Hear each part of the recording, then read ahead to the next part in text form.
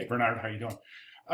Okay, so where am I? Right here I am, right here. All right, so no surprise. I mean, the work's awesome, and the presentation is awesome as well. Now I'm going to go through this, and I'm just going to describe some things that I see. I'm saying you're 90 something percent ready to hit the road with this, hit the street with your portfolio.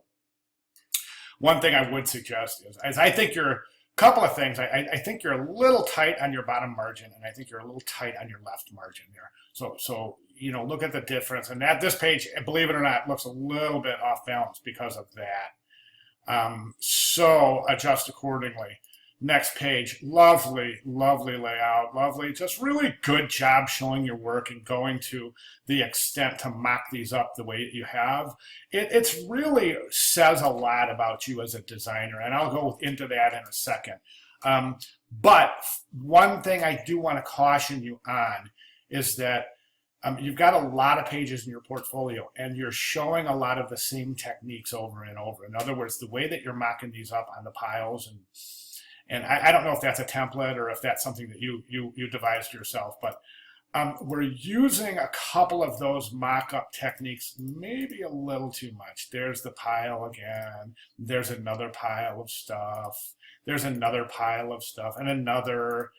So you know what I'm saying? Darn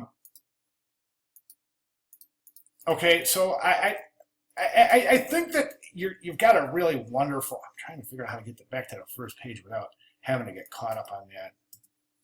Oh, there we go. Okay, so anyway, so let's just go through the work here. Let's go through it page by page, and I'll give you my thoughts. So good job, good page layout. Already talked about the little bit of an imbalance there.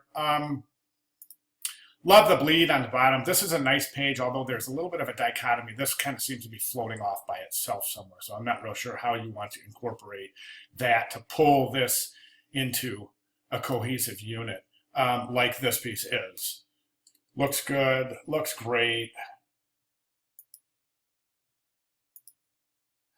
This page is really busy. I would suggest getting rid of this column of images since this is all your work. Let's keep it all your work. This technique right here, I think we see this later on again. So remember this because I'm going to bring that up. I'm going to suggest you lose it in one spot or the other, but don't lose it twice. Don't use it twice. This piece is good. The piece in the middle here is kind of situated a little strangely. My recommendation here is that we already see that ad here, so why do we have to see it up here again? See what I'm saying?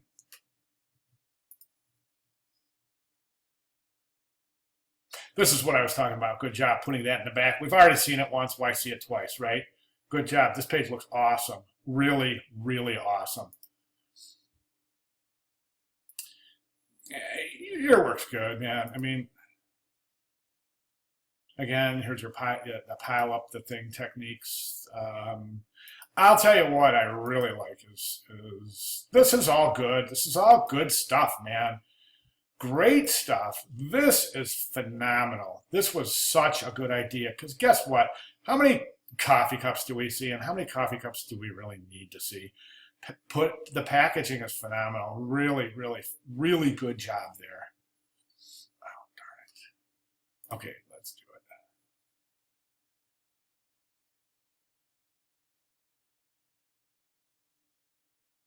it. Web banner, this is really long. I don't know what size it is, but I'm going to guess it's huge. Don't forget, web banner, typically you want it quick. It's just a way to click on another site. So I'm going to guess this is pretty huge. It's really, really long. This is probably several hundred kilobytes. So think about load time on that, etc. That looks great. Everything's looking great. I have no problems at all. One really cool way to that drop shadow is really super harsh. Super harsh. One really cool way to dummy up a poster is just to put it in an actual photograph. Put it on a wall somewhere, in a museum or something. Put it right on a wall at a show. Photoshop it in. It's really cool technique.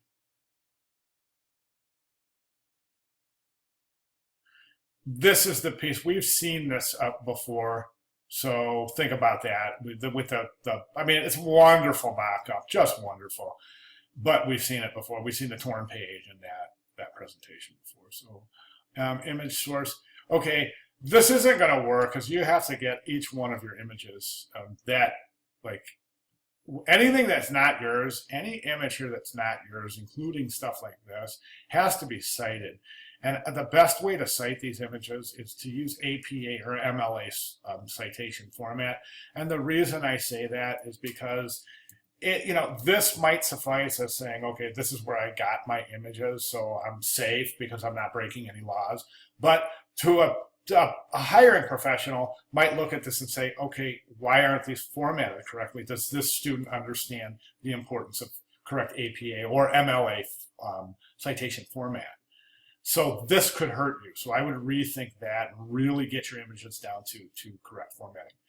If you have any questions, holler, and I'll give you a source. Purdue OWL. Just Google it. Purdue, like the school, owl, like the bird. Purdue OWL, and look it up. And there's some. That's the best citation source resource out there. So keep that in mind. All right, good job, awesome job. I'm here if you want to keep my contact information. I can answer questions and comments about portfolio at any time in the future. So keep that in mind. Thanks very much. Awesome class. Really enjoyed having you. I hope to see you again. Thanks, man.